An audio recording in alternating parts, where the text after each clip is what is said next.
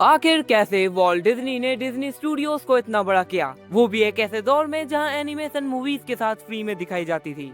तो ये सब शुरू होता है सन 1923 से, जब वॉल्ट डिज्नी और उनके भाई रॉय डिज्नी शुरू करते हैं डिज्नी स्टूडियोज को और काम करते हैं अपने फर्स्ट एनिमेटेड शो पे, एलिस कॉमेडीज। ये डिज्नी स्टूडियोज का फर्स्ट प्रोजेक्ट था जो काफी अच्छा खासा चलता है, लेकिन उतना पॉपुलर नहीं हो पाता। इसके बाद डिज्नी स्टूडियो काम करता है एक सेकंड एनिमेटेड सीरीज पे, जिसका नाम था ऑसवर्ल्ड द लकी रैबिट।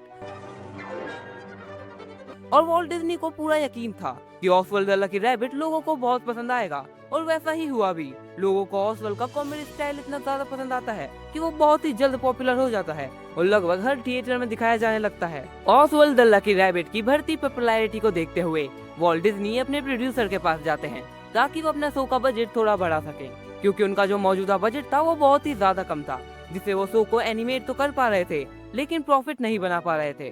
तो वो जैसे ही अपने प्रोड्यूसर के पास बात करने पहुंचते हैं तो उनके साथ होता है बहुत ही तगड़े वाला स्कैम। उनका producer Oswald the lucky rabbit के राइट्स खरीद चुका था, जिस वजह से वो ऑसवर्ल्ड द लकी रैबिट का लीगली ओनर बन चुका था। तो इसी के साथ वॉल्ट डिज्नी अपना सबसे मशहूर कैरेक्टर खो देते हैं। अपना इतना पॉपुलर कैरेक्टर खोने के बाद वॉल्ट डिज्नी का सबसे अच्छा दोस्त और उनका मेन एनिमेटर 3 सर्कल के साथ में एक कैरेक्टर डिजाइन करता है, जो था हमारा मिकी माउस। क्योंकि सर्कल के एनिमेशन करना बहुत आसान था, तो मिकी माउस को बहुत ही तेजी से तैयार किया जा सकता था। वॉल्ट डिज्नी को पता था अगर उन्हें ऑसवर्ल्ड द लकी रैबिट को पीछे छोड़ना है तो उन्हें अपने शो के अंदर कुछ तो यूनिक करना ही होगा। वो फैसला करते हैं सिंक्रोनाइज्ड साउंड का। इसका मतलब वो मिकी माउस के एपिसोड्स में बैकग्राउंड म्यूजिक डालने का प्लान करते हैं ताकि ऑडियंस और ज्यादा मिकी माउस के साथ रिलेट कर पाए और उसके इमोशन और सीन की इंटेंसिटी को फील कर पाए। लेकिन ये जितना इजी दिखता है उतना है नहीं। उनके पास कैरेक्टर था, स्टोरी थी, लेकिन जो नहीं था वो था पैसा। उनके पास सिर्फ एक ही रिकॉर्डिंग के पैसे थे।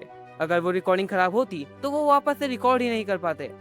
और आखिर में वही हुआ जिसका सभी को डर था। रिकॉर्डिंग बहुत ही ज्यादा खराब हुई। म्यूजिशियंस एनिमेशन के साथ में सही से तालमेल बैठा ही नहीं पा रहे थे। वॉल्ट डिज्नी के भाई रॉय डिज्नी फैसला करते हैं कि मिकी माउस को बिना बैकग्राउंड म्यूजिक के ही लोगों को दिखाया जाए।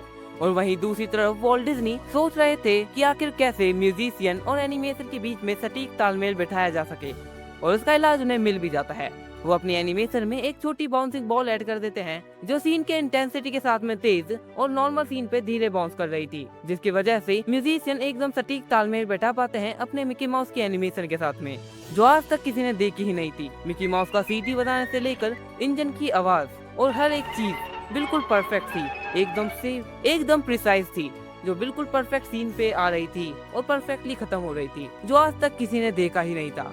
और इस चीज की वजह से मिकी माउस बहुत ही ज्यादा जल्दी पॉपुलर होता है।